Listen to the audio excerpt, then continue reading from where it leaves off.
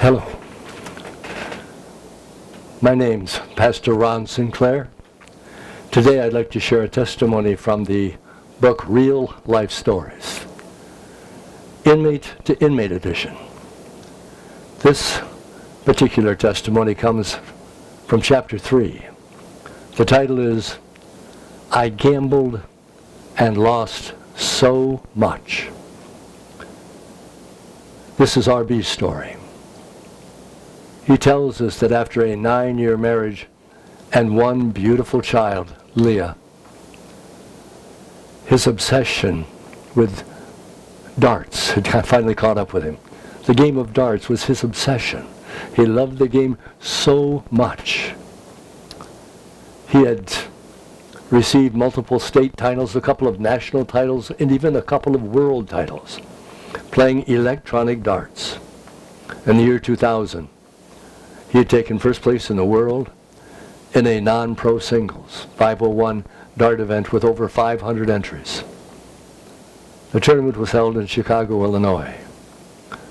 A few years before that, in a national tournament, he had taken first place in a 4-man event in Las Vegas.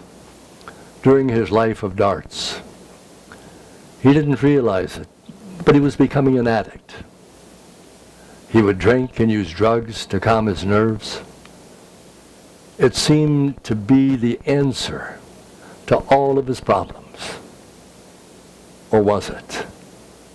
During his dart playing years, he lost his marriage of 9 years. He lost many jobs because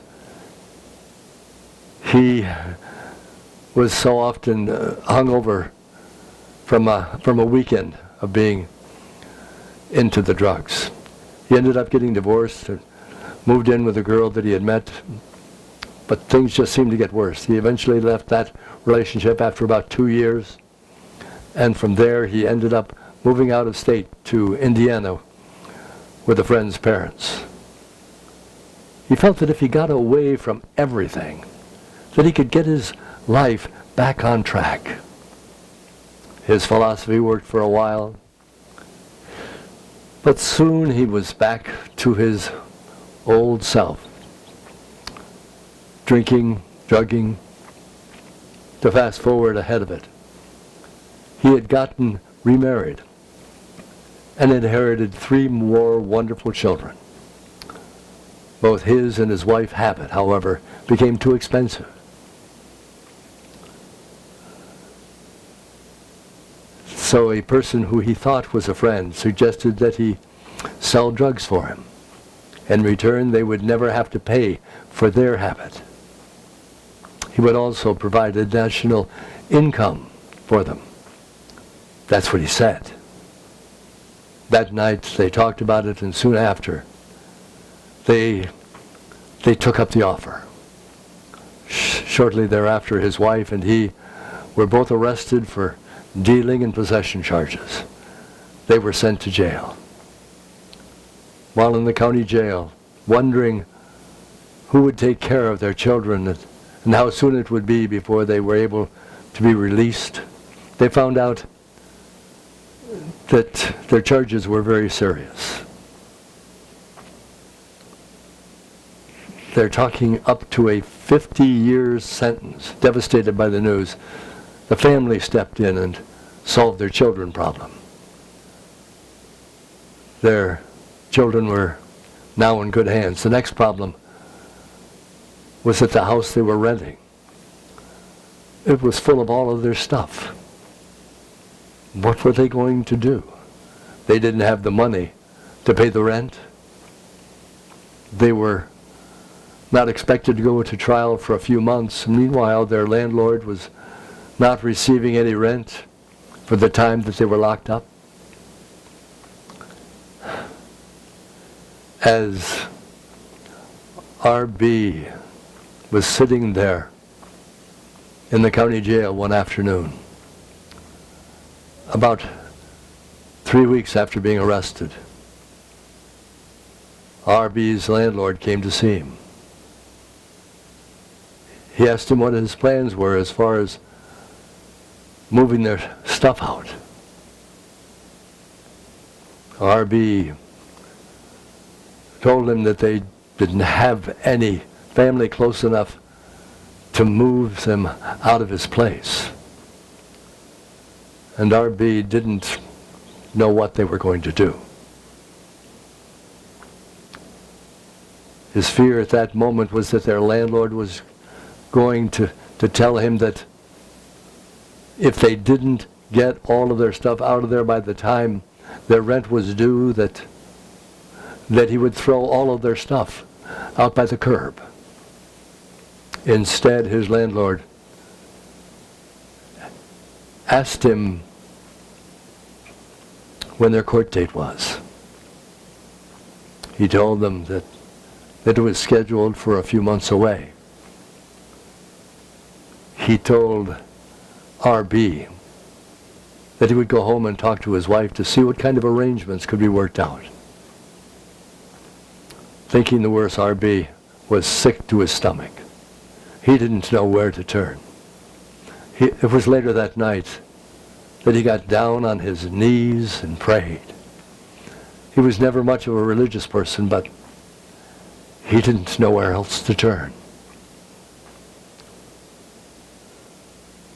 He said to God, "Look, I don't know if you're real, but if you are, and you can hear me, I need your help." The following day, his landlord came to see him. He told R.B. that his wife was also there to visit R.B.'s wife. Again, he thought the worst. During the conversation, his landlord kept telling him not to worry about their stuff. None of their stuff. He said that he and his wife had talked and they would wait to see what happened at the court date. Wow. And he reminded them that the court date was months away. The landlord said, "Your stuff will be fine. All of it will be moved down to the basement," and that he would lock it up down there until they found out what their fate was going to be.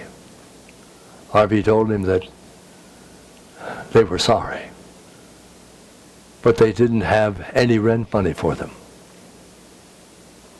The landlord said that he would worry about that later. And then he asked R.B. how he was doing. He asked him if he needed anything. R.B. couldn't believe his ears. He owed this man rent money, and he was asking R.B.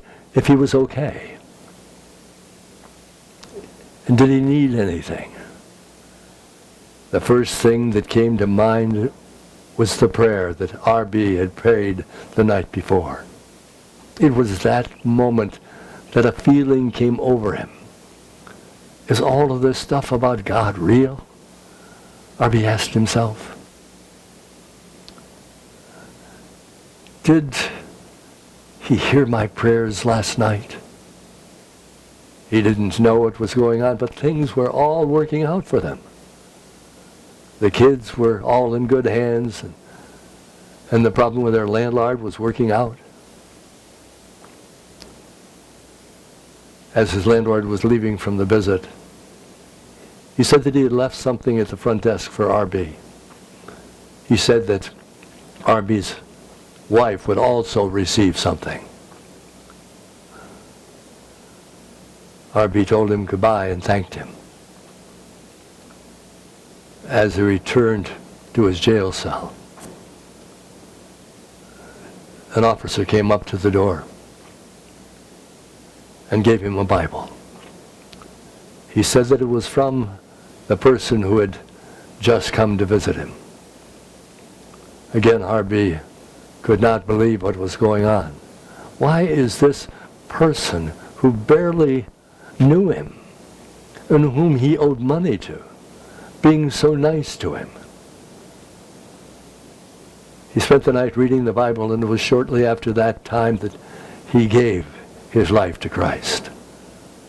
He wanted to have the kind of love that his landlord had for them. When you give your life to Jesus Christ, you inherit his life. You display that light when you exhibit love. When you exhibit love, you lead others to Christ. This is R.B.'s story. If you'd like to know more about Step-by-Step Ministries, the publishers of this book, you can call 219-787-9933 or write 815 South Babcock Road, Porter, Indiana, 46304. Or check out their website, www.step-by-step.org. This book was copyrighted in 2013 by Step Ministries. Thank you for spending a few moments with me to hear R.B.'s story today. I hope that you'll come back again to hear the stories that are to follow. Have a great rest of the day. God bless you. Amen. Amen.